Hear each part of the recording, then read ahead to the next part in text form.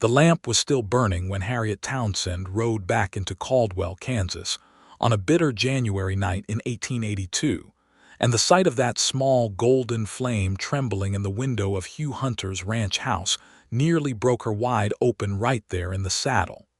She had been gone for 4 months, 2 weeks and 3 days. She had counted every single one of them. The story of how she left, and how she came back, and everything that happened in between, is the kind of story that people in Caldwell still tell on cold nights when the wind comes screaming down from the north, and the fire in the hearth is the only warm thing in the world. It is a story about stubbornness and pride, and the particular kind of loneliness that only settles into a person when they have pushed away the one thing they needed most. And at its very heart, it is a story about a lamp in a window, and a man who refused to stop believing that the woman he loved would find her way home.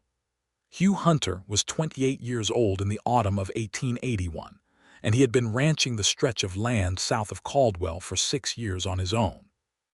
He was not the richest man in Sumner County, nor the most celebrated, but there was something about Hugh Hunter that people noticed the moment he walked into a room. He was tall and broad-shouldered, with sun-darkened skin and dark brown eyes that had a steadiness to them, a quality of patient attention that made a person feel, when he looked at them, that he was genuinely interested in what they were about to say. He wore his dark hair a little long, curling at the collar of his flannel shirts, and he had a jaw that looked like it had been carved from the same red limestone that jutted out of the prairie south of town. He was quiet, the way that men who live alone on the open land tend to become quiet, but when he did speak, people listened, because Hugh Hunter did not waste words. He had come to Caldwell from Missouri in 1875, 22 years old and carrying nothing but a bedroll, a horse, $200 in paper money, and the particular determination of a young man who had watched his father drink away every good thing their family ever had, and decided, with the iron certainty of youth, that he was going to build something different. He had worked other men's cattle for 2 years, saved everything, and then bought 40 acres of scrub grass and limestone outcroppings from a rancher named Dalton, who was moving his operation further west. He had built his house himself, board by board, and over the next 4 years he had grown his herd to nearly 200 head of longhorn and expanded his land to 120 acres.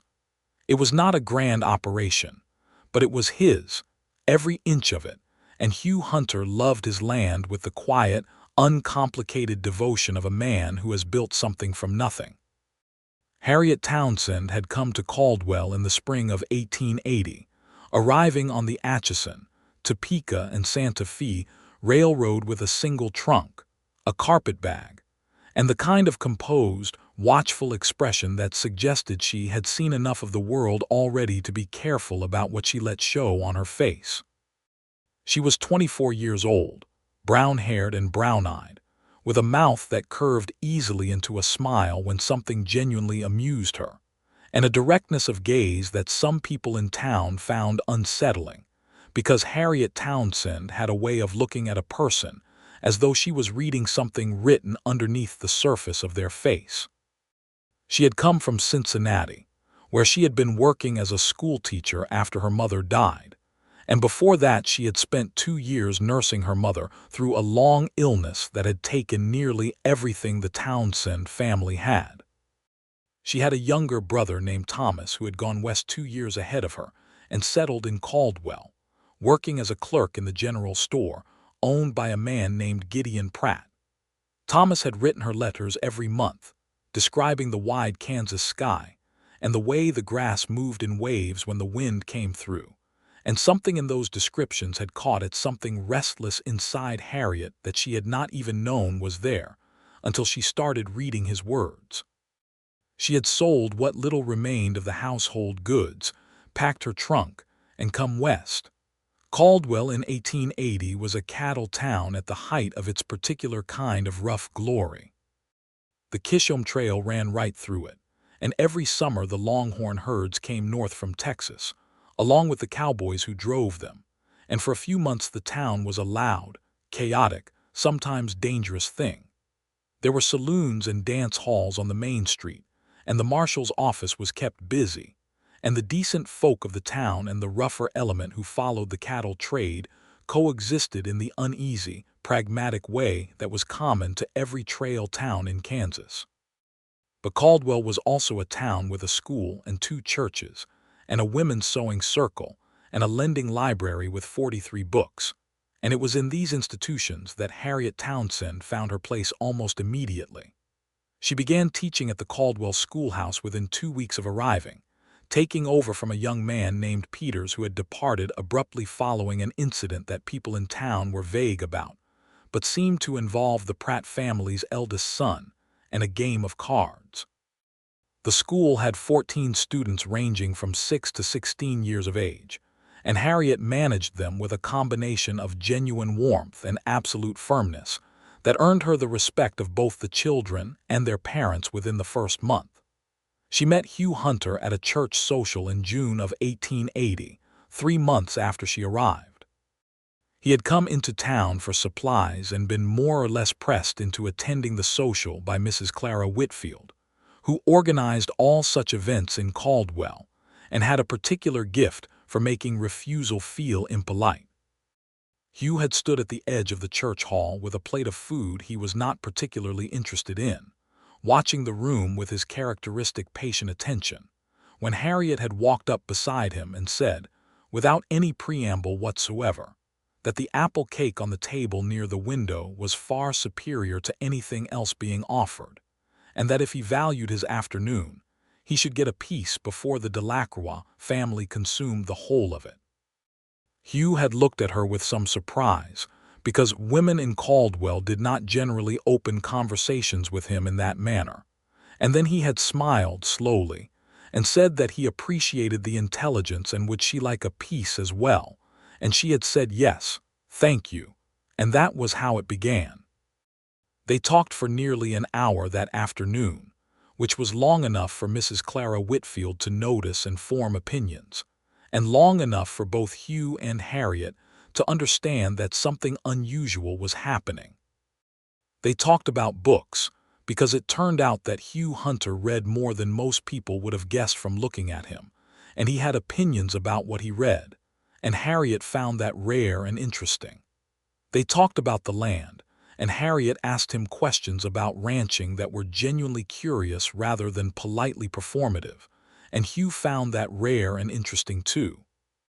By the time the social was breaking up and the evening was coming on golden and long over the Kansas prairie, Harriet had agreed to let Hugh escort her home, and he had agreed to bring her a book he thought she might like, a collection of essays by Ralph Waldo Emerson that he had ordered from a bookseller in Wichita. And when he said good night at the door of her brother Thomas's house, he held her hand a moment longer than was strictly necessary, and she did not pull it away. He courted her for the next 8 months with a steadiness and sincerity that Harriet found both endearing and, occasionally, infuriating. Hugh Hunter was not a man who rushed in anything. He called on her twice a week through the summer, escorted her to church on Sundays, brought her books and sometimes wildflowers from the edges of the creek that ran along the south side of his property. He was respectful and patient and genuinely interested in everything she thought and said. And Harriet, who had spent the previous 2 years of her life in Cincinnati being treated primarily as a useful pair of hands for nursing a sick woman and then managing a bereaved household, found this attention almost overwhelming in its novelty. She also found Hugh Hunter, in the most straightforward and uncomplicated terms she was capable of, deeply attractive in a way that she had not expected and did not quite know what to do with. There was something about the way he moved through the world, with that quiet, unhurried confidence that made something in her chest feel tight when she looked at him directly. She was not a woman given to sentimentality, Harriet Townsend, but she was honest with herself, and she was honest enough to know that when Hugh Hunter's hand brushed hers reaching for the same hymnal in church, the contact registered in her like a struck match. He kissed her for the first time on a Sunday evening in October of 1880, standing on the porch of Thomas's house with the stars coming out thick and cold above the Kansas plain. And it was a gentle, serious kiss that said considerably more than most kisses do. And Harriet stood very still for a moment afterward, and then looked up at him, and said, quietly, that she thought he had been intending to do that for quite some time. And Hugh had said, with that slow smile that still did something unreasonable to her composure, that he had been waiting for the right moment. And she had said that she supposed this was it, and he had said that it seemed so. He proposed to her in February of 1881, on a cold, clear afternoon when he had driven his wagon into town, ostensibly to collect a fence post order from the hardware store, and had then appeared at the schoolhouse door at 3 in the afternoon and waited while she finished her lessons. He had taken her for a drive out to the edge of his property as the sun was going down, and they had stood together at the top of a low rise looking out over his land, the winter grass pale gold in the late light, and he had taken her hand and said that he wanted her to be his wife, and that he understood it was a great deal to ask of a woman with her education and her particular nature, but that he believed they suited each other in a way that was rare and worth holding on to. Harriet had looked at the land spread out before them, and at the house below where she could see the faint wisp of smoke from the chimney, and then she had looked at Hugh, and she had said yes. They were married in April of 1881 at the First Methodist Church in Caldwell, with Thomas Townsend giving his sister away, and Mrs. Clara Whitfield crying happy tears in the front pew and half the town attending, because by that point Harriet had been teaching most of their children for a year, and Hugh had been a fixture of the community for 6, and the marriage was regarded by nearly everyone as a thoroughly good arrangement. The first months of their marriage were, in the honest reckoning of both of them, beautiful. Harriet threw herself into the life of the ranch with the same thoroughness she brought to everything, learning what she did not know, asking questions without embarrassment, taking on the management of the household accounts with an organizational competence that made Hugh look at her sometimes with pure admiration. She kept teaching at the school because she loved it and because they needed the income while the ranch was still establishing itself. And she would come home in the late afternoon with dust on her boots and chalk on her fingers, and Hugh would have something on the stove, because he was a better cook than she was and neither of them pretended otherwise, and they would eat together and talk, really talk, about the ranch and the school and the books they were reading, and the way the light looked in the evening over the south pasture. And Harriet would sometimes sit back in her chair and look at this man across the table from her, and feel something so large and specific and warm in her chest that she did not have a word for it, though she knew, in the plainest possible terms, what it was. What she was less prepared for was how much her freedom of movement had changed. Not because Hugh made demands of her, he was not that kind of man, but because the practical reality of managing a ranch household and a teaching position simultaneously was relentless, and the geography of the ranch meant that she was, compared to her life in town, considerably more isolated. She had not expected to mind this. She had thought, coming from the congested, grimy busyness of Cincinnati, that the open country would feel like breathing room. And it did sometimes, when the prairie wind came through sweet and wide, and the sky was enormous above her. But there were also days when the silence pressed against her like a weight, and when the nearest neighbor was 4 miles away, and when the particular kind of loneliness that comes not from being alone, but from being somehow unseen by the structures of the world you are living in settled into her like cold water seeping through cracked leather. She was a woman of considerable intelligence and strong opinion, Harriet Townsend, and she had always known this about herself. In Cincinnati, those qualities had found expression in her teaching, in the literary circles she had participated in the vigorous correspondence she maintained with several women who thought deeply about the role of women in American society. Out here, on the ranch, the teaching remained, but the other outlets felt narrowed, and Harriet found herself increasingly restless in a way she could not quite articulate, even to herself, and therefore could not articulate to Hugh. This was the beginning of the fault line. The summer of 1881 brought additional pressure. It was a dry summer, harder than the previous year, and the creek on the south side of the property ran low, which meant the cattle were stressed and Hugh was working from before dawn until after dark every day. There was a dispute with a neighboring rancher named Amos Coulter about a shared fence line that had been smoldering for months, and that summer finally caught fire, with Coulter claiming that 30 feet of Hunter Range was in fact Coulter Range, and the matter required Hugh's attention at precisely the time when his cattle situation was already consuming him. There was less money than there should have been, because the summer had been hard on the herd, and the prices at market were lower than predicted, and the fence dispute threatened to become a legal matter that would cost more money still. Hugh, under this pressure, became quieter and more contained than usual.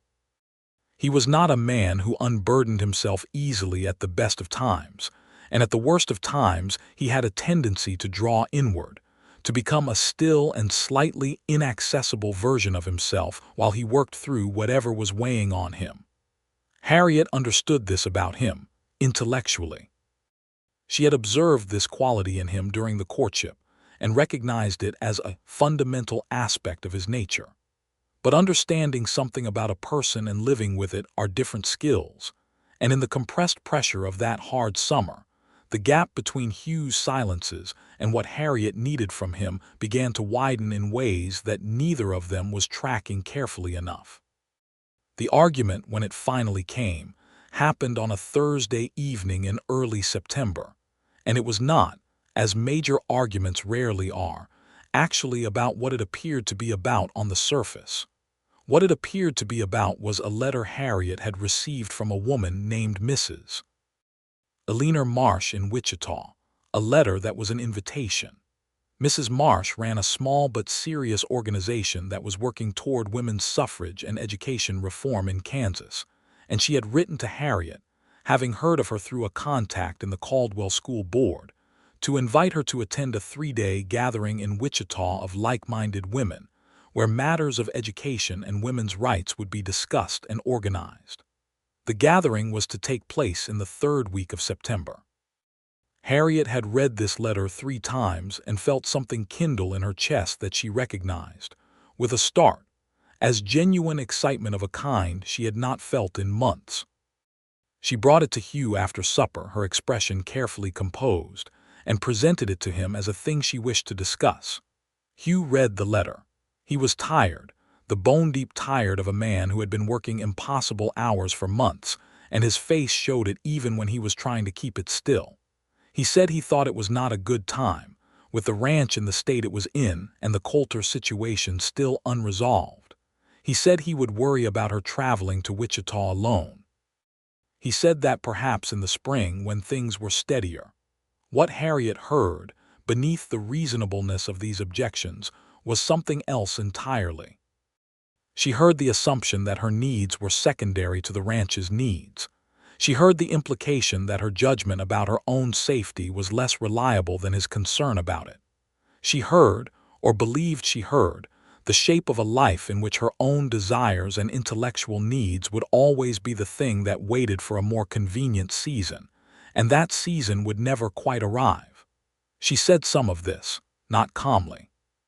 Hugh, who was exhausted and did not fully understand what was being said under the words being said, responded defensively. He said he was not trying to prevent her from doing anything. He was pointing out practical realities.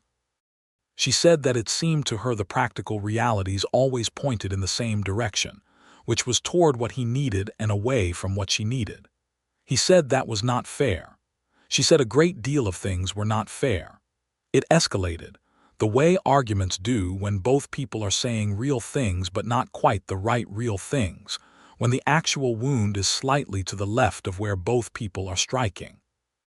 By the end of it, they were both saying things that were sharper than they meant, and then they were both silent in the hard, walled-off way that is worse than the arguing, and they went to bed without resolving anything, lying on opposite sides of the mattress in a silence that felt, to Harriet, like a physical space being measured. The next 2 weeks were cold between them in a way that was new and frightening, and Harriet, who in her pride and her pain had a tendency to push down anything that felt like vulnerability and present instead a composed, self-sufficient exterior to the world, did not reach toward Hugh the way she might have if she had been less afraid of what she was feeling. And Hugh, who in his quietness had a corresponding tendency to wait for the other person to indicate they were ready, did not reach toward her either, because he was reading her composure as a signal that she was not ready. In the second week of September, Harriet Townsend packed a bag and went to Wichita. She went without resolving the argument. She went with the money from 3 months of her teaching salary, which was her own money, and she had the full right to it.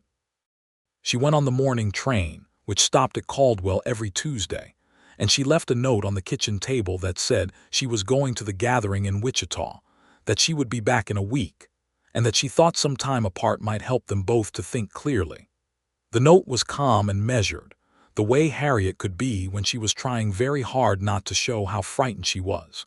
Hugh came in from the south pasture at noon and found the note and stood in the kitchen for a long time with it in his hand. Then he sat down at the table and put his face in his hands and stayed that way for a while, not making any sound, just sitting.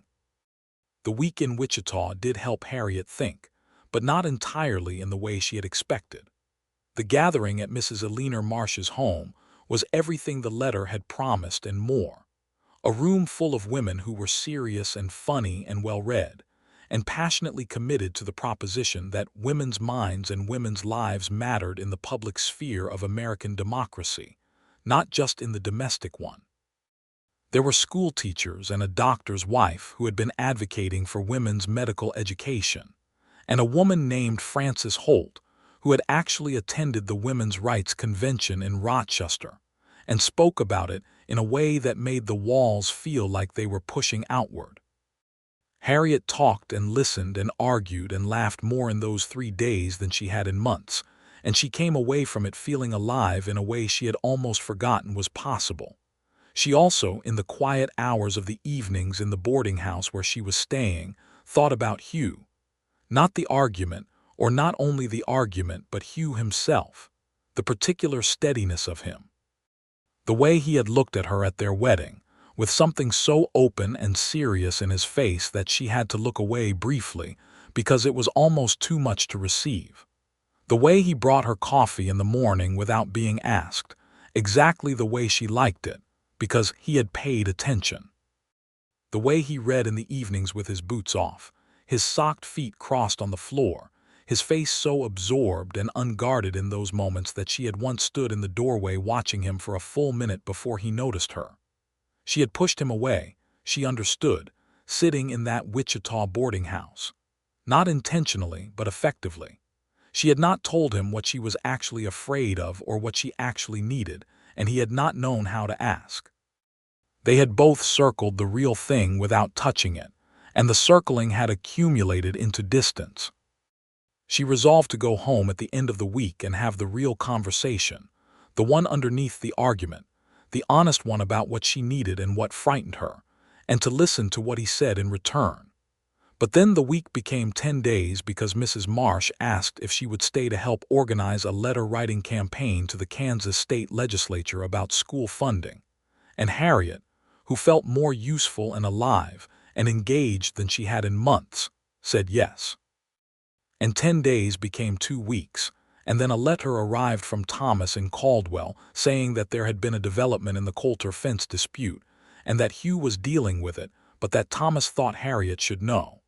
She wrote back to Thomas and to Hugh, explaining that she would return in another week. Hugh did not write back. She told herself this was because he was busy with the Coulter situation, and not because the silence meant something she did not want it to mean. 2 weeks became 3, and 3 became a month, and Harriet was by this point in a situation that had taken on a momentum she had not intended to create. She was genuinely doing important work with Mrs. Marsh's organization, work that mattered to her deeply. And she was also terrified that if she went home now, after this long, the conversation she needed to have with Hugh would be even harder than it would have been a month ago. She wrote him letters, careful letters that told him what she was doing and why it mattered and that she missed him, and he wrote back, brief and even letters that gave her the factual information about the ranch and ended with his name and sometimes, not always, a line that said he hoped she was well. Those brief endings frightened her.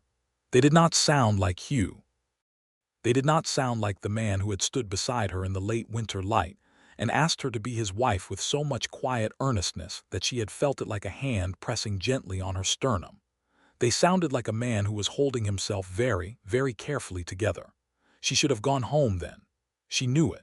She told herself she would go in another week. October became November and November became December, and Harriet Townsend was still in Wichita, rooming at Mrs. Marsh's house now because the boarding house had become too expensive, working on a document about school curriculum reform that she was genuinely proud of, writing to Hugh twice a week, and receiving his brief factual replies, and carrying inside her chest a homesickness so acute that it had become almost physical, a persistent ache beneath her breastbone that she had taken to pressing her hand against when she thought no one was looking. She was homesick for the ranch, for the particular smell of the kitchen in the morning, for the sound of the cattle in the south pasture, for the way the prairie looked in the early evening, all that enormous sky burning orange and pink. And she was homesick for Hugh in a way that was different from all of that, more specific and more urgent, because the homesickness for Hugh had a quality of longing that did not diminish with time, but seemed, instead, to grow sharper the longer she was away, like a hunger that is not satisfied by eating other things. She had been too proud to go home without resolving something first, and then she had stayed too long, and the pride calcified into fear. And the fear was that she had damaged something irreparably, and that going back now would only make that damage visible in a way she could not bear. This is what no one outside of Harriet's own head understood during those months. Everyone in Caldwell knew that the schoolteacher had gone to Wichita after an argument with her husband and had not come back, and the town had opinions about this, the way small towns always do, and most of those opinions were not generous to Harriet. Mrs. Clara Whitfield defended her in the sewing circle, saying firmly that Harriet Townsend was a serious woman with serious purposes, and that people ought to mind their own business. And Thomas Townsend defended her to anyone who brought it up in the general store. But the town talked, because towns always talk, and the talking settled into a general narrative that Harriet Hunter, née Townsend, had decided ranch life did not suit her and had left her husband. Hugh Hunter, for his part, did not talk. When people asked after Harriet, which they did, because she had taught their children and they liked her, Hugh said that she was in Wichita and that she was well, and that she would be home when she was ready. And his voice when he said this was so perfectly level and unclouded that most people could not tell whether it was the voice of a man who was at peace with the situation, or the voice of a man who had learned to hold something enormous very, very still. What Hugh Hunter did in those months was keep the lamp burning in the window. It had started the first night she was gone. He had come in from the evening chores, and the house was dark and quiet in a way it had not been for months, not since before Harriet came to live in it, and he had stood in the doorway of the kitchen for a moment, and felt the quality of that particular darkness settle over him like something heavy and cold. He had lit the lamp over the kitchen table, as he always did in the evenings, and then, because he was not sure why he was doing it and therefore could not interrogate the impulse too closely, he had carried the lamp to the window and set it there, in the south-facing window of the kitchen that could be seen from the road that came up from Caldwell.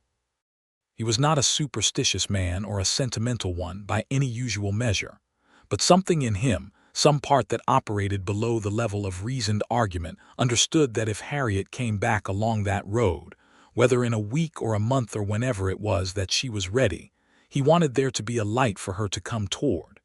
He wanted the house to look, from the road in the dark, like a place that was expecting her, like a place that was held open. He told himself it was just the lamp. A lamp in a window, every house had them. But he kept it burning from sundown to bedtime. And then one night when he could not sleep, he came downstairs at 2 in the morning, and the lamp had burned low and he refilled it. And after that, he began keeping it burning all night. He would wake in the night sometimes and lie in the dark listening to the house and the prairie outside, and knowing that downstairs the lamp was burning in the kitchen window, and that knowledge was a small but genuine comfort, because it meant the door was open, in the most literal sense that a man of his particular temperament could express. The nights were long in November and December in Kansas, coming on early and cold, and Hugh worked through them alone. He resolved the Coulter fence dispute in October through a combination of careful legal research, the hire of a surveyor from Wichita, and a single confrontational conversation with Amos Coulter that ended with Coulter conceding 32 feet of fence line because the surveyor's measurements were unambiguous. The cattle were wintered. The hay was in. He repaired the south pasture fence, which had needed repair all summer and had not gotten it because there had been too much else to do, and he replaced 2 boards on the front porch that had been rotting since before Harriet arrived. He did this on a Saturday afternoon and then stood looking at the new boards for a while, white and raw against the older weathered wood, and thought that Harriet had mentioned those boards once in August, early in their marriage, that she had noticed them and thought they should be replaced before someone put their foot through one. He had meant to do it then and had not found the time. He thought about what else he had not found the time for. He wrote her letters. He was not a natural letter writer, Hugh Hunter, and the letters he sent were not eloquent or elaborate. But they were honest, and honesty was perhaps a more valuable quality in a letter than eloquence, though it was also more difficult. In mid-November he wrote her a letter that said, among the factual information about the ranch, that he had been thinking about the argument in September and that he understood now, better than he had at the time, that she had been trying to tell him something important and he had not listened with the fullness that it deserved, and that he was sorry for that. He said he missed her in a way that was not something he had a clear language for, but that he was trying to say honestly, that the house felt like it was waiting for her, and so did he. He did not know whether this letter reached her. He did not know, for some time, whether any of his letters reached her, because the replies he received were regular but cautious, and he could feel in them the same careful maintenance of composure that he had come to recognize as Harriet's armor when she was frightened. He recognized it because he wore the same kind of armor himself. December came down cold and bright, and the cattle needed extra feed and the creek froze at the edges, and Hugh worked his land alone and kept the lamp burning in the window every night, and told no one about either of these facts except Thomas Townsend, who came out to the ranch one Saturday morning in early December to help Hugh mend the northern fence line. Thomas Townsend was 22 years old and deeply loyal to both his sister and the man she had married, a loyalty that put him in a position of some delicacy, and that he handled, on the whole, with more grace than most men his age would have managed. He was shorter than Hugh and fair-haired where his sister was dark, and he had a frankness of manner that was not unlike Harriet's own directness, tempered by a natural warmth that made it easy to be around him. They worked the fence for most of the morning without talking much, which was normal when the work required attention, and then over coffee in the kitchen at midday Thomas looked at the lamp in the window and said, carefully, that he had noticed Hugh kept it lit. Hugh said that he did. Thomas looked at him for a moment, his expression even and without judgment, and said that he had written to Harriet again. That he had told her she should come home, not because anything was wrong but because Thomas believed she was scared, and sometimes scared people needed someone to say directly that it was going to be all right. He said he thought she wanted to come home but did not know how to, and that he was going to say this to Hugh directly even though it was not really his business because he was worried about both of them. Hugh set his coffee cup down on the table and looked at it. Then he said quietly that he appreciated Thomas telling him that. He said he had written to her in November, the letter he had written about listening better, and that he had not heard back about that specific thing in her replies, and that he was not sure whether it had reached her or whether she had received it and had nothing to say in reply, and that not knowing was the hardest part. Thomas said he thought it had reached her. He said he thought Harriet received everything Hugh sent her, and that she kept the letters. He had seen them in a bundle on the writing desk in Mrs. Marsh's guest room on his one visit to Wichita in October. A bundle of letters tied with a piece of kitchen string.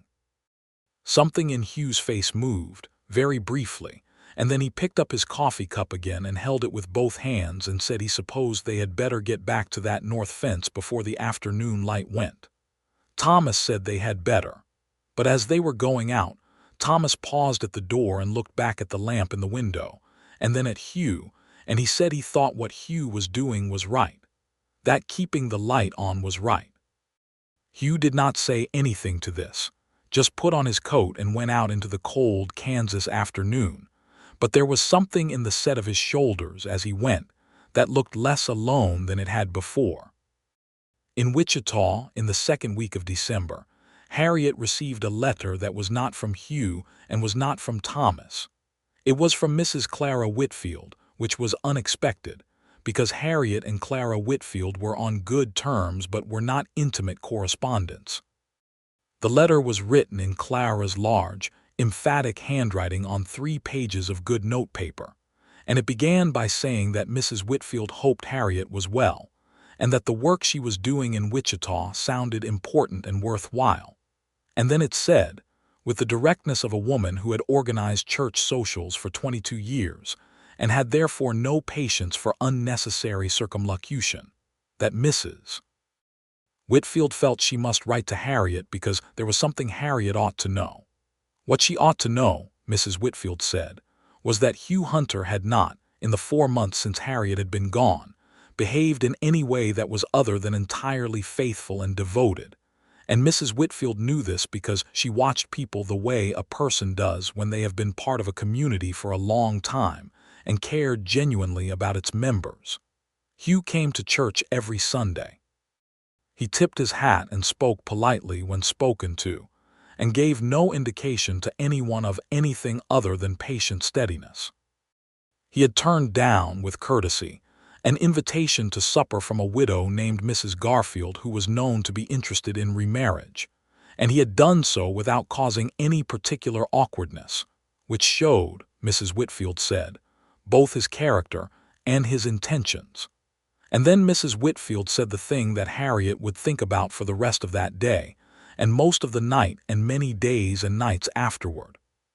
She said that she had driven past the Hunter ranch on several evenings over the past months, because her friend Frances Deacon lived in that direction and she visited Frances regularly, and every time, without exception, there was a lamp burning in the south-facing window of the house.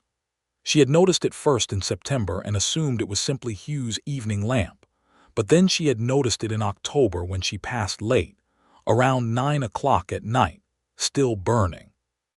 And in November when she had passed at nearly 10, and the lamp was still in the window, clear and steady. And she had asked Frances Deacon about it, and Frances had asked her own husband who had once stopped at the Hunter ranch for a conversation about cattle, and he said yes, Hugh kept a light in the window. He had mentioned it, just once, saying that he kept it in case his wife came home along the road at night, and he wanted the house to be lit for her. Harriet read this part of Mrs. Whitfield's letter, and had to put the letter down and go stand at the window of Mrs. Marsh's guest room and look out at the December bare elms along the Wichita Street for a while, because something had happened in her chest that was large and complicated and needed a moment to resolve itself. He kept a lamp burning in the window every night she was gone, not as a statement, not as a performance for the town's benefit, as a simple, private, practical act of faith that she was coming back, in case she came home along the road at night. He wanted the house to be lit for her.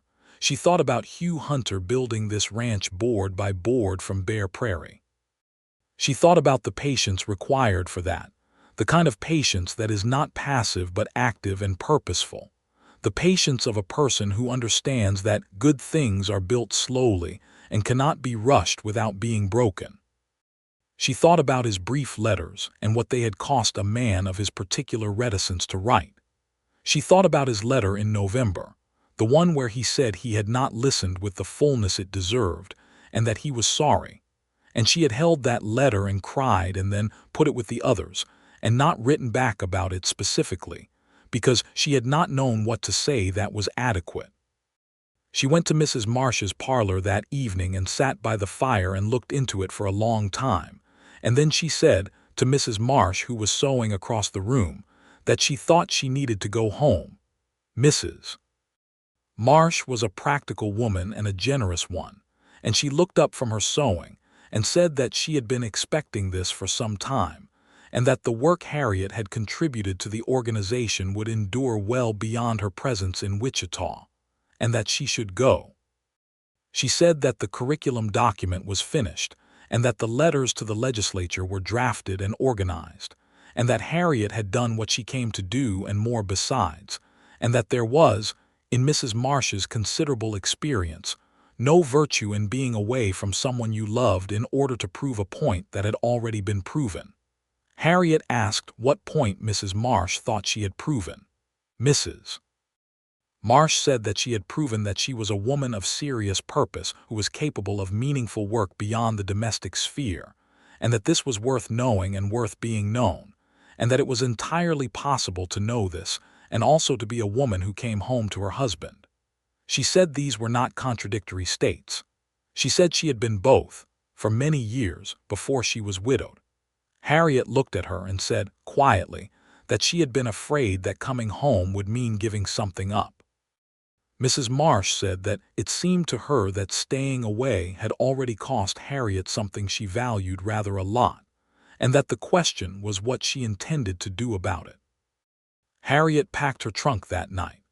She took the morning train back to Caldwell on the 17th of January, 1882, and the journey was a long, cold one, the train moving through a landscape of pale winter fields under a gray sky that turned pink and then dark gold as the afternoon wore on. She sat in the rail car with her hands folded in her lap and the bundle of Hugh's letters in her carpet bag, because she had packed them, and she was not entirely sure why except that she had wanted them with her on the journey. She read several of them again on the train. She read the November letter, the one about listening, twice. She looked out the window at the Kansas prairie moving past and felt something in her that was as close to pure as anything she had felt in a very long time. The train arrived in Caldwell in the early evening, the winter dark already settled deep and cold over the town.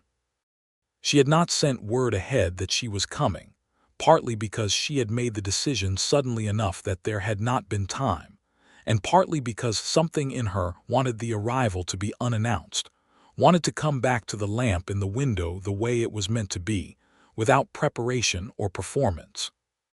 She hired a horse and a saddle from the Caldwell livery stable, a patient bay mare named, the liveryman told her, Clover, who was steady on unfamiliar roads and not given to shying at shadows. Harriet thanked him, loaded her carpetbag across the saddle, and began the ride south along the road that led to the Hunter ranch. It was cold, the kind of cold that gets into the bones even through a heavy coat, and the wind was coming from the north, and the stars were out fierce and clear above the flat dark land. She rode for 20 minutes along the road, the horse's breath making small clouds in the cold air, her own breath doing the same, and then the road curved south around a low rise, and she saw the house below her on the flat land, and in the south-facing window of the kitchen there was a lamp burning, clear and steady and warm, a small point of golden light in all that enormous cold dark. Harriet pulled Clover to a stop at the top of the rise and sat very still in the saddle and looked at that light for a long time. The wind moved through the dry winter grass around her. The stars burned cold and bright overhead. The light in the window did not waver.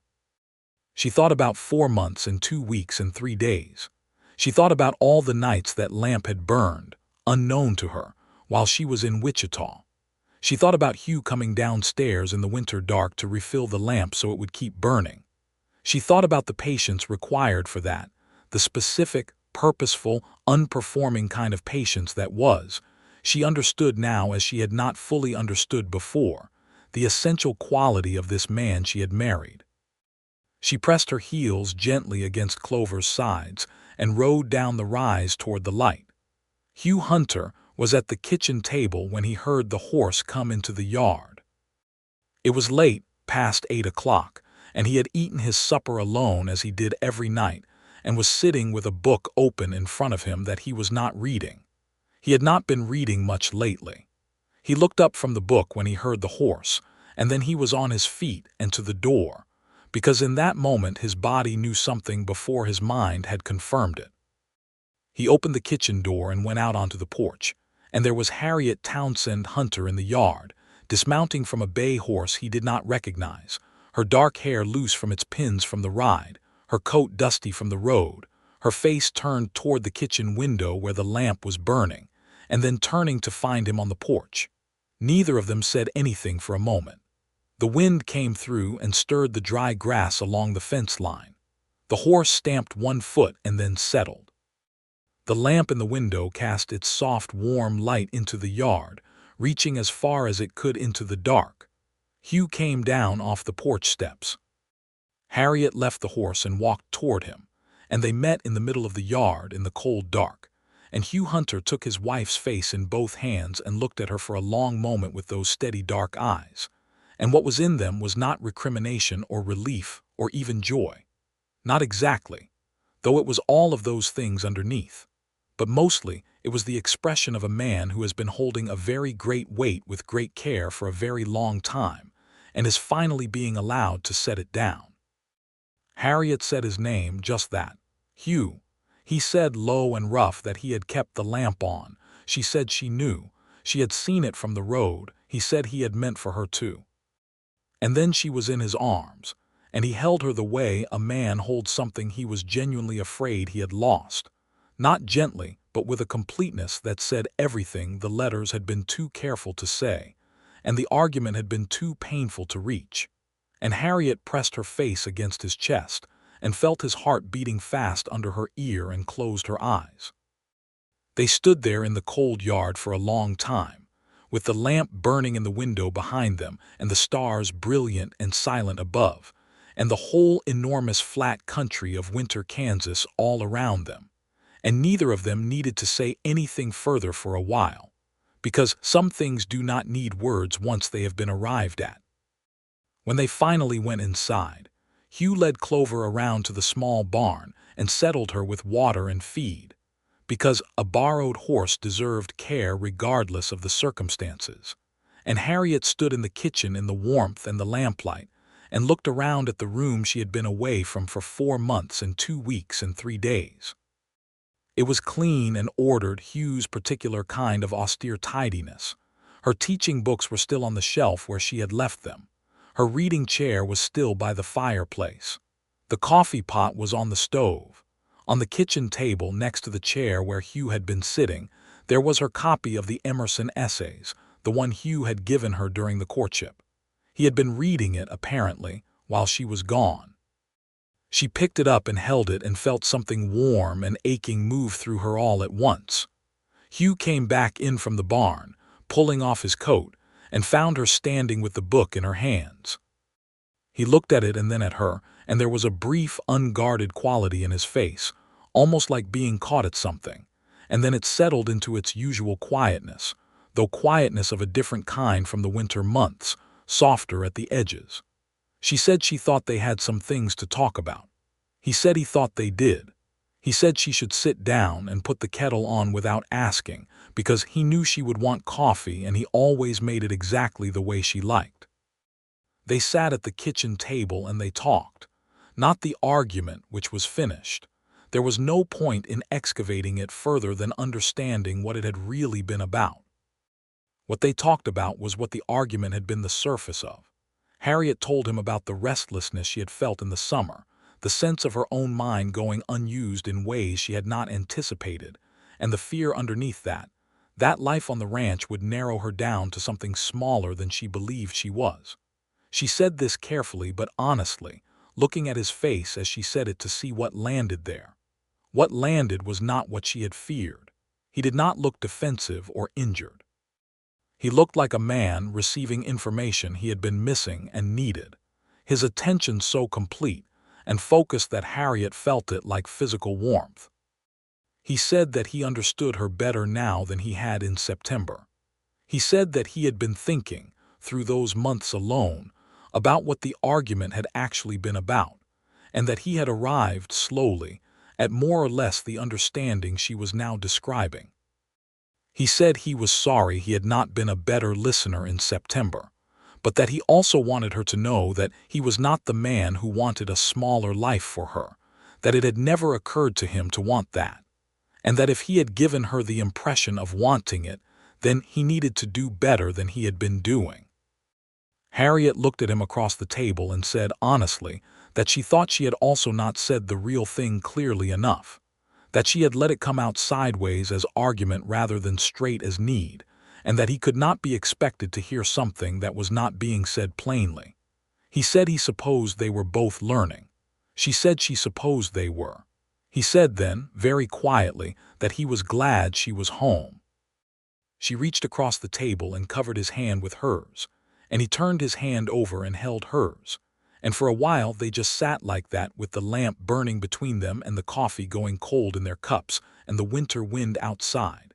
And it was the most at home Harriet Townsend had felt since the evening she said yes on the low rise above this land, looking out over Hugh Hunter's fields in the winter light. The practical matters resolved themselves over the following days. Harriet returned the hired horse to the Caldwell livery stable. She went back to the school on Monday morning, because the teacher who had been filling in her position was a young man named Abner Cross who was willing to relinquish it and reportedly quite relieved to do so. The school's 14 students, which had become 17 in her absence, received her back with the particular contained enthusiasm of children who do not yet fully understand what they are glad about but are nevertheless unmistakably glad. Thomas came to the ranch for Sunday dinner that first week, and was so visibly relieved to find his sister and his brother-in-law sitting together comfortably at the same table that he became slightly more talkative than usual, filling silences with cheerful information about the general store that neither Harriet nor Hugh particularly needed, while both of them refrained from telling him that the silences he was filling were not uncomfortable ones. After Thomas left, Harriet washed the dishes and Hugh dried them, standing at the kitchen counter together in the lamplight, and Hugh said, without looking at her, that he had written Thomas in December to tell Thomas to tell Harriet that she should come home whenever she was ready and that nothing would be different. Harriet looked at him sideways and said that Thomas had not mentioned that. Hugh said he had told Thomas not to specifically, because he had not wanted it to feel like pressure. He said he had wanted her to come back because she wanted to come back, not because anyone had leaned on her.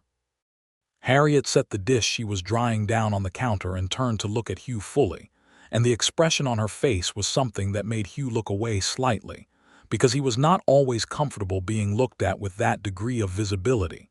She said, with a precision that was entirely characteristic of her, that she was going to say something, and she needed him to receive it properly without deflecting into practicalities.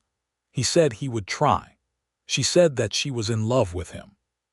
Not as a general statement about their marriage, which was a given, but in the particular, specific, urgent sense of the word, and that the months in Wichita had clarified this for her in a way that she had perhaps taken for granted before. She said she had been homesick for this kitchen and this land, and for him specifically in a way that had been physically uncomfortable, that she had pressed her hand against her sternum on cold nights in Wichita because there was something aching there that did not go away. She said she needed him to know that she had not been away because she was indifferent to him, or because the life they were building was not something she valued. She had been away because she was frightened and too proud to say so, and those were her own failings and she owned them. Hugh was quiet for a moment. He put the dish towel down on the counter. Then he turned to her and put both hands on her face the way he had in the yard on the night she came home, and he said, with the plainness of a man who does not say things he does not mean, that he loved her. That he had loved her since the apple cake conversation at the church social, and he had gone on loving her every day since, including all the days when she was in Wichita, and including the specific, very hard day in September when he had come in from the pasture and found her note on the kitchen table. He said that loving her was not something he had ever had any difficulty with, and that the only difficulty had been in the communicating of it, and that he intended to be a great deal better at that going forward. Harriet looked up at him and felt everything in her settle into its right place the way a dislocated thing settles when it is properly reset, painful and exact, and then quietly, profoundly right. She kissed him then, standing at the kitchen counter with the dish towel on the counter and the lamp burning on the windowsill, and it was nothing like the careful, serious first kiss on Thomas's porch in October of the previous year. This kiss was different in kind, the kind that comes between two people who have been afraid of losing each other and have just remembered that they have not. Hugh's arms came around her and she pressed herself against him, and they stayed that way for a long time, with the lamp burning in the window behind them and the winter dark pressed close against the glass. Winter moved into spring with a gradual, unglamorous thoroughness that Hugh found more beautiful than most seasons, because it was the season in which the land began to recover, and the cattle fattened up, and the work of the ranch came back to life after the cold. Harriet was teaching and working on a correspondence with Mrs. Marsh that was ongoing and purposeful, and managing the household accounts, and reading more than she had been able to in the summer. And she was herself again in a way that Hugh could see clearly, the Harriet who laughed easily and argued with him cheerfully about things they disagreed on and fell asleep in her chair by the fire on Friday evenings because the week had been full and good. He made adjustments. This was not a grand gesture or a dramatic decision, but a series of practical ones, the kind that are easy to overlook and that constitute, in the aggregate, the actual substance of love in a long life. He paid attention to when she seemed restless and asked about it directly rather than waiting for it to become argument. He made sure she had her evenings to herself several times a week, for her correspondence and her reading and whatever else she needed. When Mrs. Marsh wrote in March asking if Harriet would contribute a written piece on rural women's education to a pamphlet being produced for the Kansas legislature, Hugh read the letter over her shoulder and said that she should absolutely do it and that he would handle the Friday evening cooking so she had the time. Harriet looked up at him with an expression that he was becoming more practiced at receiving without looking away. They talked more. This was the real change, the one that mattered most. Hugh worked at saying the real thing rather than the adjacent acceptable thing, and it was not always easy for him because the habit of containment ran deep. But Harriet was patient with him in this, patient in the specific way she was patient with her students when they were working at something difficult, which was to say completely without condescension and with genuine respect for the effort being made. And Hugh was patient with Harriet when she began to say the real thing and then circled away from it into composure, which she still sometimes did, and he would wait, with his particular quality of unhurried attention, until she found her way back to it. They learned each other more completely than they had in the first months, which had been too full of the giddy mutual discovery of early love to allow for the slower, more demanding work of genuine knowing. This kind of knowing was less exciting in the surface sense, but it had a depth and a substance that the early months had not had, and both of them, being the particular kind of people they were, valued the depth more than the excitement. In May, Harriet suspected she was going to have a child. She sat with this knowledge for a few days, turning it over in her mind with a thoroughness that was characteristic of her, thinking about what it meant and how she felt about it. She discovered upon honest examination that she was glad, deeply and uncomplicated glad, which surprised her a little, because she had not known how she would feel about it before it was the case. She had been raised among people who treated women's devotion to domestic life as the natural and entire destination of female existence, and she had spent significant effort pushing against this assumption. And there had been a part of her that feared maternity would be deployed, by the world if not by Hugh, as evidence that she ought to be wholly domesticated now and stop her other pursuits. But sitting alone in the kitchen in the May morning, with the window open and the smell of the spring prairie coming in warm and green, what she actually felt was simply glad, and she decided to trust that feeling. She told Hugh on a Saturday evening after supper. She said it the direct way she said most things of importance, looking at him steadily across the table and telling him what she believed to be true, and she watched his face while she said it. Hugh's face did something she had rarely seen it do. The stillness that was his habitual expression broke open, briefly and completely, into something that had no guard on it at all, a pure, wide, uncontrolled gladness that she would remember for the rest of her life, because she had not known his face was capable of being that open. He came around the table and took her hands and held them and said nothing for a moment, and then said her name, Harriet, just her name, with a quality of feeling in his voice that made her eyes fill in a way that she blinked against because she was not generally a crier. She said he was pleased. She took it. He said that was a considerable understatement. She said she was glad he thought so. He sat down in the chair beside hers and did not let go of her hands and said, very seriously, that he wanted her to know that nothing was going to change about her teaching or her work with Mrs. Marsh, that he would manage whatever needed managing, and that he did not want her to feel at any point that the baby was a reason for her to make herself smaller.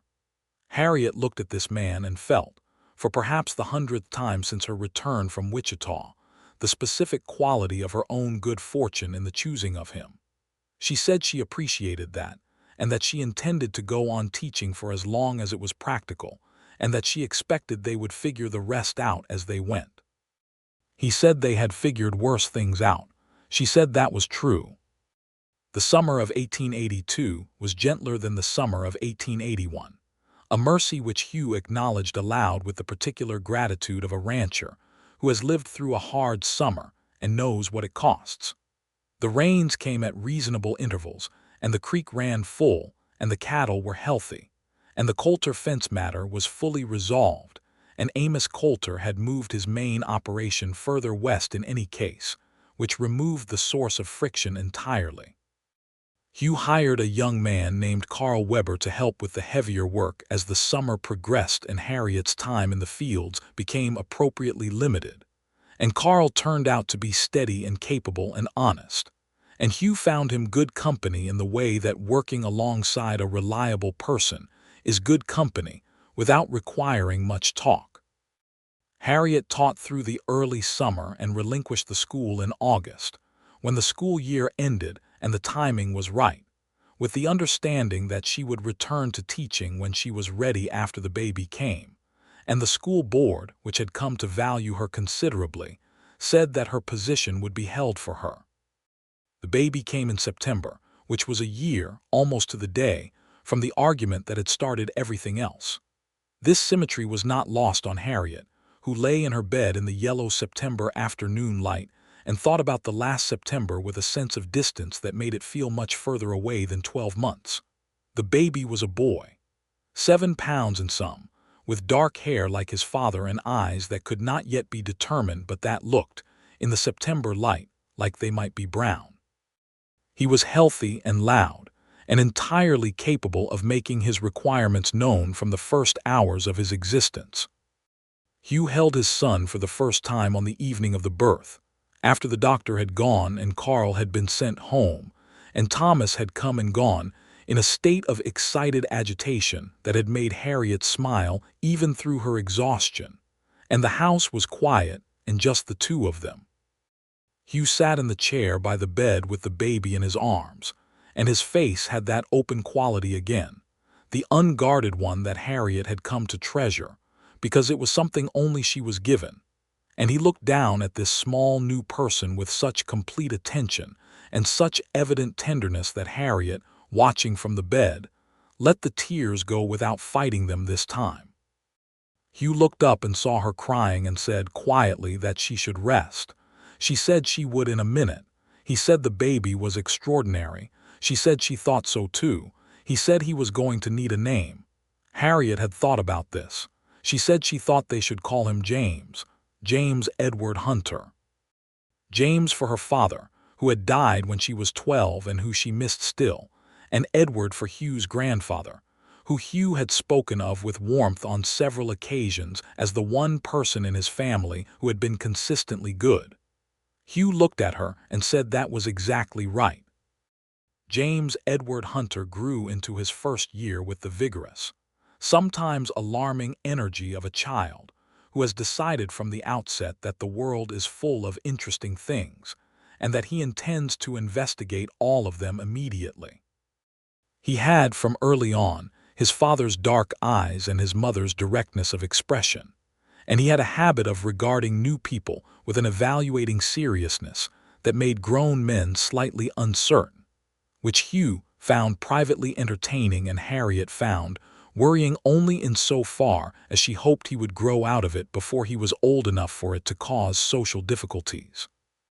Harriet returned to teaching in the spring of 1883, when James was 6 months old, and Mrs. Deacon, Frances Deacon, whose husband had told Clara Whitfield about the lamp in the window, offered to watch the baby on school days.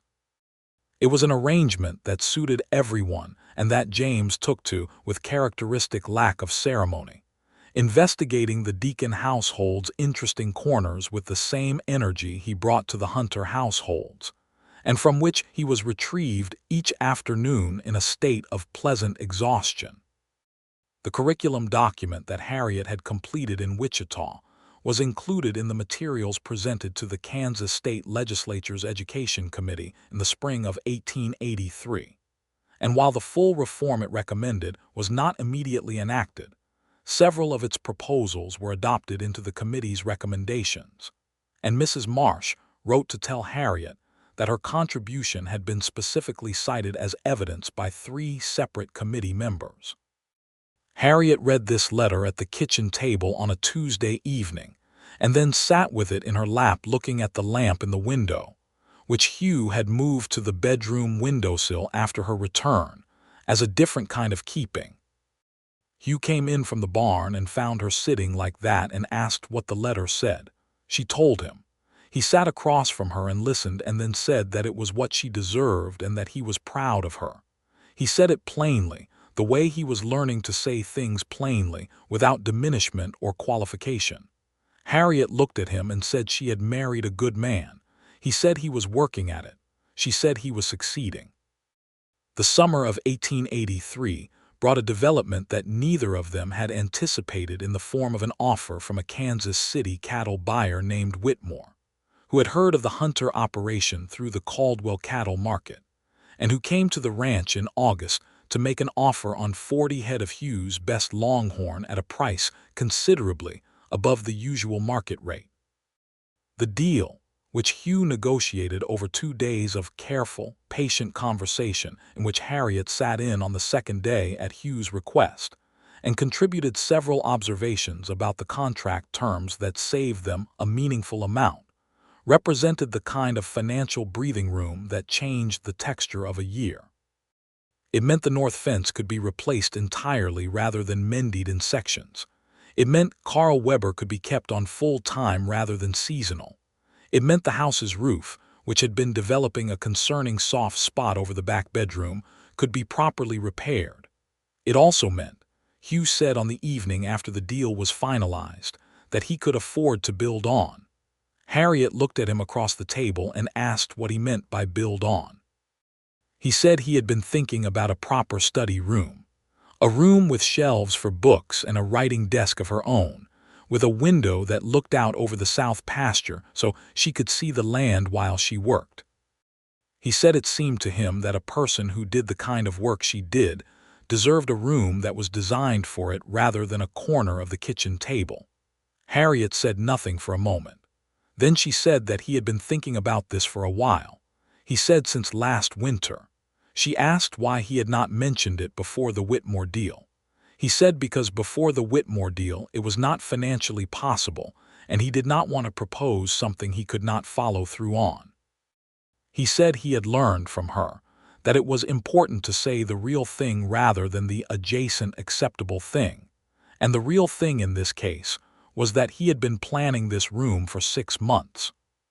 Harriet put her face in her hands briefly, not from distress, but from the particular overwhelming quality of being thoroughly known by someone, and then she looked up and said that she would very much like a room with a window that looked south.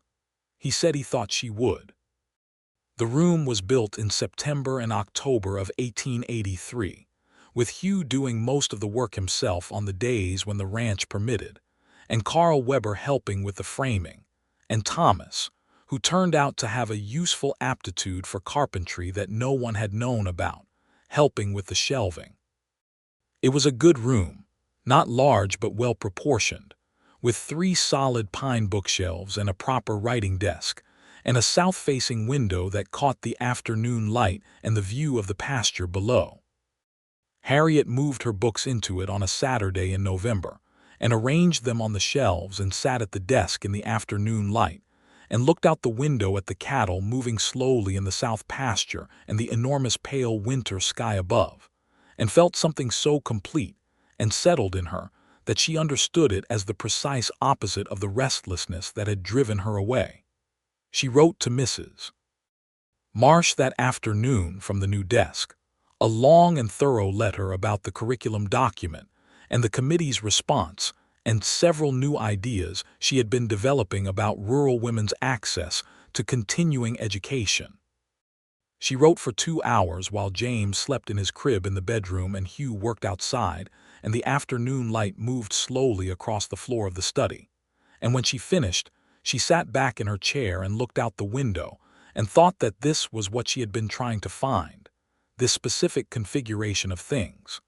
The work that used her mind, the land she had grown to love, and the man downstairs who had built her a room with a south-facing window. She had nearly missed all of it. She thought about that sometimes, not with guilt. She had worked through the guilt, but with the particular clarity of someone who has had a close call and understands what it was close. She had nearly let pride and fear, and the failure to say the true thing keep her away from a life that was more fully hers than anything she had imagined in Cincinnati or in the difficult years of her mother's illness. And Hugh had kept the lamp burning in the window every night she was gone. This was not a small thing. It was, in the fullest sense, the thing. Christmas of 1883 was the fullest the Hunter household had been, with Thomas coming for 3 days and Mrs.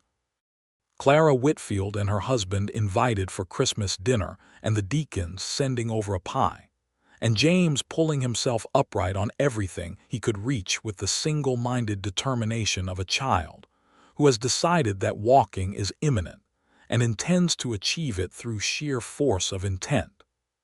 Hugh made a roast that filled the kitchen with smell and warmth, and Harriet baked the apple cake that had been the beginning of everything, the recipe she had gotten from the woman who made it at the church social 3 years ago. And when she brought it to the table, Hugh looked at it, and then at her with that slow smile, and said that it was fitting. She said that life had a sense of occasion if you paid attention. He said she had taught him to pay attention. She said that she had simply pointed out the apple cake. He had done the rest. He said he supposed that was true. Thomas raised a glass to both of them, which made Hugh look slightly embarrassed and Harriet looked delighted, and Mrs. Whitfield said that she had known from that first church social that these two were going to be something, and her husband Mr. Whitfield said that Clara had in fact said exactly that the evening of the social, which was why he had made sure they were seated near each other at the next church picnic. A piece of information that both Hugh and Harriet received with some surprise and then, looking at each other, with amusement. The spring of 1884 brought the news that Harriet was expecting again. She told Hugh in the way she told him important things, directly, and looking at his face to see what landed there. What landed was the same open gladness as before, immediate and unguarded, and she thought that she would never stop finding this particular expression of his beautiful. He asked how she felt. She said she felt well. She felt, she said, better than she had felt the first time, in the sense that she was less uncertain about what was coming, and that made the anticipation clearer. He said he supposed experience helped with most things. She said it did. She said it helped with marriage too. He looked at her and said that was true. This time the baby came in November, after the harvest and before the worst of the winter, which was good timing by the standards of ranch life. Harriet taught through September and into October, because she was well and the school needed her, and she saw no reason to relinquish her work ahead of necessity. James, who was 2 years old by this point and had been walking and then running since January, and was now an active, verbal, perpetually investigating presence in the household, was introduced to the concept of a new baby with the thoroughness that Harriet brought to explaining things to young people, and received the information with the evaluating seriousness that was his characteristic response to new information. The second baby was a girl. She came on a cold November night with a kind of efficient velocity that surprised the doctor and startled Hugh considerably. And she was smaller than James had been, but no less loud about her opinions. Harriet, propped on pillows and considerably tired and entirely at peace, held her daughter in the lamplight and thought that she was one of the finest things she had ever seen. They named her Clara, for Mrs. Clara Whitfield, who cried genuinely and at length when she was told, and who appeared at the ranch the following Sunday with a quilt she had been secretly making since Harriet announced the pregnancy, a quilt in the wedding ring pattern in blue and cream that was so beautifully made that Harriet folded it with hands that were not quite steady and said that she did not know what to say. Mrs. Whitfield said she did not need to say anything, and that she had known the moment she saw the Hunter house with that lamp burning in the window that something was being held there that was worth coming back to, and she was glad Harriet had been smart enough to come back. Harriet looked at the quilt in her hands and said she had needed a little help seeing it clearly. Mrs. Whitfield said that was what neighbors were for. Clara Hunter, from the very beginning of her existence, had her mother's directness of expression and her father's particular quality of patient attention, in a combination that produced, by the time she was old enough to be forming a personality, something quite remarkable. She watched the world with enormous brown eyes that did not miss much, and she had early and strong opinions that she expressed without preamble, which made everyone who knew her feel she was rather more than her size suggested. James was 3 years old when Clara was born and took his role of elder sibling with the seriousness he brought to all roles, which meant that he regarded her primarily as something interesting to investigate and occasionally to protect from perceived dangers, which at 3 years old were things like the border collie that the Deacons had recently acquired and the larger chickens in the yard. Clara received his protection with the good-natured equanimity of a younger sibling who understands already that the protection is offered from genuine feeling, even when it is not strictly necessary. By the spring of 1885, the Hunter Ranch was a different proposition than it had been in the early years. The herd had grown to 340 head. The property was 180 acres. The house had the study and the expanded front porch that Hugh had rebuilt the previous summer, and the barn was solid and well-maintained, and there were 3 men working the land regularly through the summer months. It was not the largest operation in Sumner County, but it was among the most well-run, and the Hunter name had a reputation in the Caldwell cattle market for reliability and quality that brought buyers back year after year. Harriet was teaching full-time and writing regularly for a women's educational publication out of Topeka that Mrs. Marsh had helped her connect with, and she had been asked in March to serve on the Caldwell School Board, which she accepted after a conversation with Hugh in which she asked what he thought, and he said he thought she would do the job better than anyone else available, and that they should figure out the logistics, and figure them out they did. She continued her correspondence with Mrs. Marsh, who had expanded the organization to include chapters in 4 Kansas counties, and whose letters arrived thick with news and argument and occasional requests for Harriet's opinion on things, which Harriet gave with characteristic thoroughness. On an evening in April of 1885, with the spring coming in warm and new over the prairie and the south pasture green again, and the cattle content in the late light, Hugh and Harriet sat on the front porch after supper in the manner they had developed over the years of sitting together in the evenings, her in the rocking chair with her feet on the porch rail and him in the straight-back chair beside her with his coffee, and James playing in the yard below with the patient. Inventive focus of a 4-year-old who has determined to build a something out of sticks and stones and is fully absorbed in the project, and Clara asleep inside in her crib. They sat in the easy, unhurried quiet that is one of the specific gifts of a long, good marriage, the kind of quiet that does not need to be filled because it is itself a kind of conversation.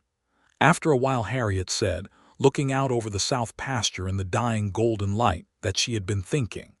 Hugh said that she was generally thinking, and that this was a quality of hers he valued. She said she had been thinking about the lamp. He was quiet for a moment. Then he said, "What about it?" She said she had been thinking that she wanted him to know what it had meant. Not just the fact of it. She had told him the night she came home that she had seen it from the road and that she had known then, but what it had meant in the specific sense. She said that when she had been in Wichita, in the months when she stayed too long and was too frightened to come home, the thing she had been most afraid of was that she had broken something irreplaceable, that the argument and the distance had done damage that could not be undone. And what the lamp meant when she saw it from the road was that she had not, that the thing she was afraid of breaking had been held carefully in her absence, that the door was still open. She said that she needed him to know that this was why she had come back, not because anyone had pressured her or because she had run out of options or because she had nowhere else to go.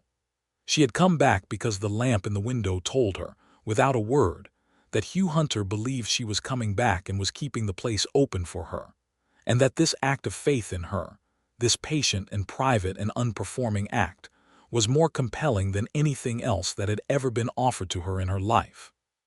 Hugh set his coffee cup down on the porch railing and looked out at the south pasture for a moment, and she knew he was organizing what he wanted to say, which was the way he always did it, making sure the words were the right ones before he said them. He said that he had kept the lamp burning because he did not know what else to do.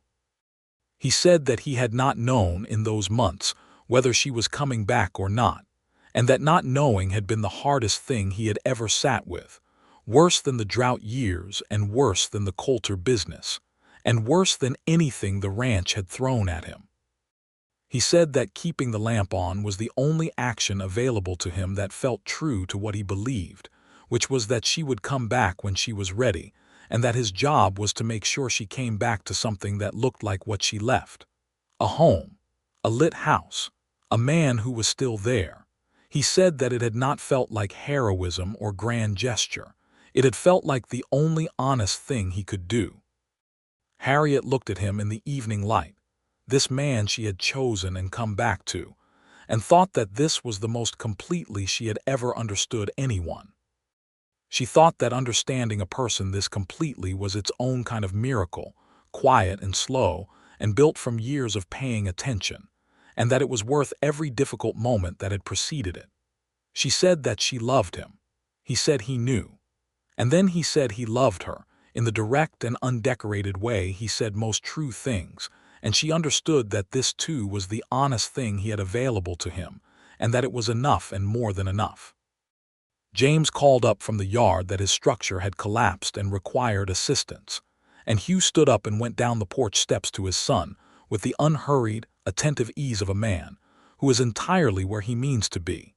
And Harriet stayed in her rocking chair and watched them in the fading light, Hugh crouching beside James in the dirt to examine the collapsed project with genuine interest, James explaining the engineering failures with serious 4-year-old authority. She looked at the south-facing kitchen window, where the lamp was no longer burning in its old vigil, because it no longer needed to, because she was home, and the door was not merely open but inhabited. And she thought that the lamp in the window had been the beginning of something, not the end of something, the beginning of understanding what it meant to be chosen and held and believed in by another person in the unshowy, bone-deep, unfailing way that is the only real kind. In the years that followed, the Hunter Ranch grew and the Hunter family with it. Harriet served on the Caldwell School Board for 11 years and was instrumental in the expansion of the school to 2 rooms and the hiring of 2 additional teachers. She contributed regularly to the educational publications in Topeka and was, in 1887, invited to present at a statewide education conference in Topeka, where she spoke for 40 minutes to a room of educators and legislators about rural women's access to continuing education, and was received with a warmth that she described to Hugh afterward as somewhat overwhelming, having not previously spoken to that many people at once. Hugh said he thought 40 minutes was a reasonable length of time for her to say what she had to say, and she said that was both accurate and slightly impertinent, and he said he stood by it. Thomas Townsend married in 1886, a calm and capable woman named Ruth Alderman, whose family had come to Kansas from Ohio, and the wedding was at the First Methodist Church in Caldwell, where Harriet stood beside her brother and felt the specific, sweet ache of watching someone you love well be loved in return. Ruth and Thomas settled in town, Thomas having by this point bought a half-share in Gideon Pratt's General Store, and James and Clara grew up with their uncle and aunt a short drive away, and the particular benefit of a large and affectionate extended family that included the Deacons and Mrs. Clara Whitfield, who remained a fixture in both their lives well into her 60s. James grew into a boy who was serious and curious, and had his father's patience and his mother's directness, and who by the time he was 8 was helping in the south pasture, with a competence that made Hugh watch him sometimes with a quietness that Harriet recognized as his expression of profound emotion. Clara grew into a girl who was fierce and funny, and had her mother's opinions and her father's capacity for attention, and who read everything she could get her hands on with a voraciousness that led Harriet to begin ordering books from Wichita, specifically for Clara, by the time she was 6. The lamp moved from the kitchen windowsill to the bedroom windowsill after Harriet came home, and from the bedroom windowsill it moved, over the years, to different windows depending on what was sensible, and eventually it became simply the house lamp, the particular lamp that was kept in good repair and filled with oil before others were, because it was the lamp that mattered. The one that had stood in the south-facing kitchen window every night for 4 months and 2 weeks and 3 days, and been seen from the road on a cold January night in 1882 by a woman on a borrowed horse who had needed, above all other things, to know that the door was still open. Hugh kept it. He did not make a ceremony of this or explain it to people who were not Harriet. It was his and hers, and they both knew what it meant, and what it meant was enough. On their 10th anniversary, in April of 1891, Hugh gave Harriet a gift that she did not expect. He had commissioned from a silversmith in Wichita a small oil lamp, a proper one with a glass chimney, engraved on its base with the date of their marriage and one line below it. She unwrapped it at the kitchen table on the morning of their anniversary, with James 9 years old and Clara 7 sitting at the table watching with the evaluating attention of children who understand that something significant is happening even when they do not know exactly what. She turned the lamp over and read the engraved line. It said, "She came back because of that light." Harriet held the lamp in both hands and looked at it for a long time, and then she looked up at Hugh, who was watching her from across the table with his steady dark eyes and the slow smile that had been doing unreasonable things to her composure for 11 years now, and she felt the full weight of her own life settle around her like something warm and right and entirely hers. James asked what the lamp was for. Hugh said it was a lamp for the window. James said they already had lamps. Hugh said this one was special. Clara, with her mother's directness, asked why. Hugh looked at Harriet, and Harriet looked at Hugh, and something passed between them that their children were too young to read fully but would understand, years later, when they were grown and had lived long enough to know what it costs a person to choose, again and again, the right thing over the easy thing. Harriet said that she would explain it to them when they were a little older. She said it was a story worth telling properly. James accepted this with the patience that was his characteristic response to deferred information. Clara looked at the lamp with speculative eyes and appeared to be filing the question for future retrieval.